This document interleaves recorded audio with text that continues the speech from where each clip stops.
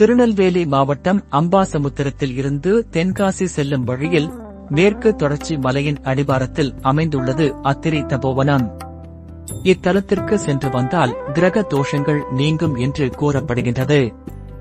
வடக்கே உள்ள கேதார்நாத் திருத்தலம் போன்று தெற்கே மகிமை பெற்று திகழ்கின்றது அத்ரிநாத் எனப்படும் இந்த அத்திரிமலை கோயில். அகத்தியர் பொதிகை மலைக்கு வருவதற்கு முன்பே இந்த பகுதியில் அத்ரி மகரிஷி வாழ்ந்ததாக கூறப்படுகின்றது. இந்த மலைக்கு வந்து வழிபட்டால் அத்ரி, அகத்தியர், கோரக்கர் போன்ற தவசிலர்களின் திருவருளை பெறுவதுடன் சிவனாரின் அனுகிரகத்தையும் பரிபூரணமாக பெறலாம் என்பது பக்தர்களின் நம்பிக்கையாக உள்ளது. இத்திருக்கோயிலை வலம் வர துவங்கினால் இடதுபுறத்தில் இரட்டை விநாயகர்களும் வலப்புறத்தில் மகிஷாசுரவர்த்தன், அத்திரி, அகத்தியரும் காட்சி தருகின்றனர். இக்கோயிலின் தென்புறச் சுவற்றில் தட்சிணாமூர்த்தியும், கோயிலின் பின்புறத்தில் பிரம்மாவும், வடக்கு புறச்சுவற்றில் விஷ்ணுவும், எதிர்ப்புறம் சாஸ்தாவும் அருள் பாலித்து வருகின்றனர்.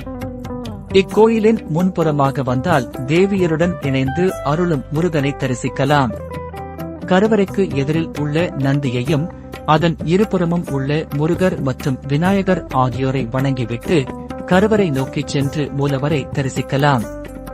இக்கருவறையில் சிவசக்தி அம்சமாக 2 லிங்க மூர்த்திகளும் தரிசனம் தருகின்றனர்.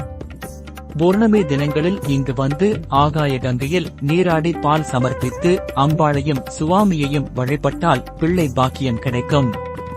அதேபோல அமாவாசை தினங்களில் வந்து வழிபட்டால் சகல சௌபாக்கியங்களும் கிடைக்கும் என பக்தர்கள் நம்புகின்றனர்.